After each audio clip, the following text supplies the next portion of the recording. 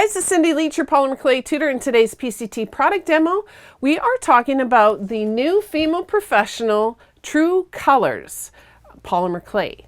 Now this is a new line of polymer clay that Fimo is producing that is based on the old line of Fimo Classic. So if you're familiar with Fimo Classic polymer clay, then you will be familiar with the properties of the Fimo Professional line. So it's basically the same clay.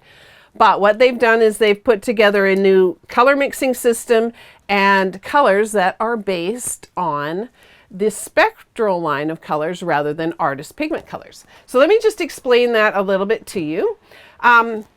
If you're familiar with Primo Sculpey clay, that's what I mostly work with. They are based on the artist pigment colors. So old classic colors like alizarin crimson, burnt umber, raw sienna, that type of color mixing system that is the same in other artist color lines like acrylic painting and oil painting and that kind of thing. Then those are based on earthen type pigments. Well, a lot of people have trouble, unless you've got a background in that type of artist color mixing, a lot of people have trouble mixing those colors in polymer clay because they're not as intuitive as you might think. They're not based on the rainbow, like red and yellow together make orange. Well, if you're using the artist pigment color system, sometimes you'll get orange, but you might get a muddy color depending on the type of red and the type of yellow that you mix together. So Fimo Professional has put together a spectral true color line that is based on colors that are pure. And so you're going to get the type of rainbow type colors that you would expect from it. So they've got a new kit together here based on those true colors. And this kit here contains 3-ounce blocks of white, true yellow, true red, true magenta, true blue, and true green. And the only other color that you'll need to get if you want to mix all the colors in the line is some black. Now, I don't have Fimo Professional in my store, but they do have the classic and it is the same clay, so I can just pick up a block of black Fimo Classic and it will work in to mix in. Now, I'm not totally sure why they didn't include it in this packaging. I think they should have, but that is the decision they made. So now they've got this packaging in here for pamphlet, and it has many, many languages. Fimo is now being produced by Staedtler, which is a very famous or well-known company that does a lot of office supplies. So pencils, colored pencils, rulers. When I did drafting in the past, I had used all my drafting tools were from Staedtler. So they have a very well-known and very high-quality product. They are out of Germany, and all of the languages in here, you can see it pretty much has every language that you can think of in their pamphlet. So that's really great for all of you international people. And then on the other side, they have this great color mixing chart where that one package plus a block of black you'll be able to mix up all of these colors on this chart here. So I think that's really wonderful, and they've got a whole system figured out, and it's quite simple and easy to figure out. And on each one of these little blocks here is the formula that you would need to mix those colors. Now, if you look down the center of this chart, let me just prop it up here for you. The center line of this chart is the basic line that you will need to mix up of all the colors in order to make the colors at the top and the colors at the bottom.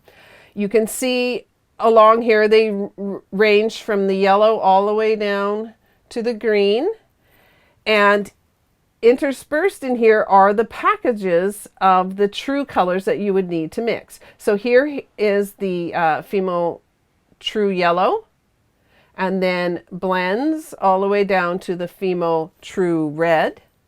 And you can see by the color little formulas on here. In order to get these gradient colors in between here, you would need to mix up 80 yellow and 1 red to get this color that they're calling Y1. And then you can see that it goes all the way down the line here. Here's the true magenta, true blue, and true green. Now I took the time to mix up all of those colors all the way down the line, and you can see they're really beautiful and rich colors. I've got 2 samples of each because one is raw and one is baked. One thing you will notice once you bake them up, that a lot of the colors will darken a little bit. Not a huge amount. Some colors darken a little bit more than others, like the purple, like the magenta down here, and some of the blues and greens and stuff, they will darken and shift a little bit. So there is a bit of a color shift in this line. But if you take these color chips that I've baked and put them up to the chart, so here's the color I stamped Y1 on it because that's the recipe that I mixed. I actually stamped using some my metal stamps there. If you take it up to the chart, it's pretty darn close. So these colors on the chart are going to be a good representation of the colors that you will get when you mix them up. The raw colors will be slightly off. That's what I'm trying to explain. Now, also, in order to mix the colors, so you'll see here you've got the pastel kind of colors. They're all tints with whatever's on the center line tinted with white, and then the colors below are all tinted with black. On their formula chart, they use the letter K for black.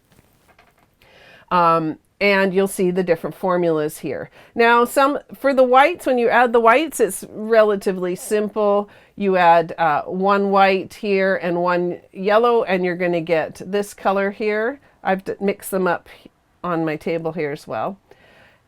And when you go down to the blacks, you have like these crazy amounts because black is quite strong, of course. So you're ending up mixing 80 parts yellow with 1 part black to get this color, this green color here. I love this system for some reasons, and there's some things that I don't really like about it. First of all, the thing that I love about it is that you can mix from that package of clay plus some black, all of these colors, which is really wonderful. You're going to get very predictable results, and you can get all these colors from that small set. The thing that I don't like is that the way they've got these recipes written out, you've got to mix this base color first all the way down here, and then you can add the white to it. So in order to get this Y1 color, but say, okay, let's start again. If I wanted to mix this color up here, I need 1 part of Y1, which means I have to mix 80 parts yellow and 1 part red, take 1 part of that, and then mix 20 parts white to it.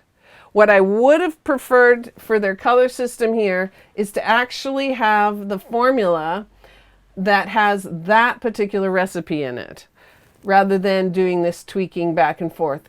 I mean, it's kind of nice and everything. Once you've got this base color all mixed up, you can easily shift it using black or white.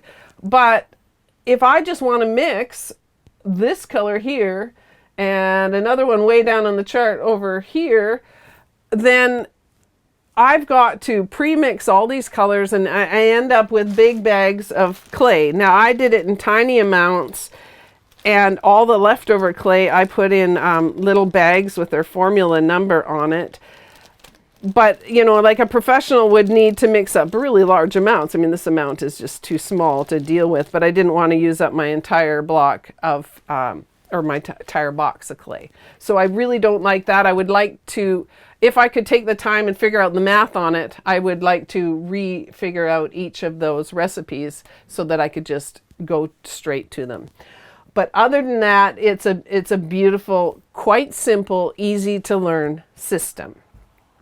Now, as far as baking and stuff goes, this Fimo Clay bakes, or Fimo Classic bakes at, what is it? It's 110 Celsius. For all of you guys that use Celsius system, it's 110 degrees Celsius or 230 Fahrenheit. So that's it's quite a bit lower than some of the other clays that are out there. But it can handle a little bit higher temperatures as well. It can go all the way up to about 265, but the color will darken a little bit. It won't burn, but it will darken. And so if you need that color to be pure, you need to keep it down at the 230 Fahrenheit mark. As far as strength goes, Fimo Classic is, or Fimo Professional in this case, is a very strong and durable clay. I've baked up some little samples here. This one I marked with 30 minutes, so I baked it at the 230 degrees Fahrenheit for 30 minutes, like the packaging says. Then I pushed it up a little bit further to 45 minutes and further to 60 minutes here. You can see with the 60 minutes, or hopefully the camera will pick it up, it's quite a bit more yellowy. It's darkened compared to the 30 minutes. The 30 minutes is the cleanest, crispest white. But we'll have to just check it now to see the strength of it. The 30 minutes, I think it's going to be fairly strong. Oh, no, it snapped pretty quick. So at 30 minutes, even though it's firm and the nice bright color, I would push it a little bit further than that temperature-wise. Let's see if the 45, I mean, not temperature, push it a little bit time-wise. Well, the 45-minute one still broke quite easily. Oh, and 61 broke. So that's interesting. I wasn't expecting that. I had seen some people do some examples at a much, at this longer time, get a stronger clay from that. So I'm surprised by that result. I'm guessing then if you really wanted the high strength, you would probably have to bump up the temperature a bit and sacrifice a little bit of the pure color. Anyways, I just wanted to show you this system, and we'll have to do some more experimenting in the future. I've worked a little bit with Fimo clay, but not a ton. Its properties are a little bit different than the Primo clay that I'm used to working with. You can see that it's a little bit stickier, and the color comes off in your hands a little bit more. Which explains why people are always asking me how do you get the red off of your hands and work with white after. I'd kind of forgotten that Fimo does that. And I really noticed it when I was mixing these colors.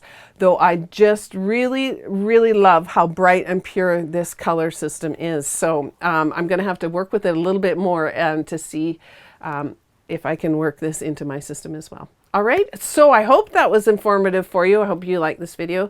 And if you did, do let us know. And if you have products you'd like me to test, techniques that you don't know about, or tips that you'd like, make sure to leave your suggestions in the comment section below so that maybe I can make a video for you on it. And we have also done hundreds and hundreds of videos, so the chances are pretty good that we have done a video that will help you. So make sure to search through what we've got and find the answers that you need.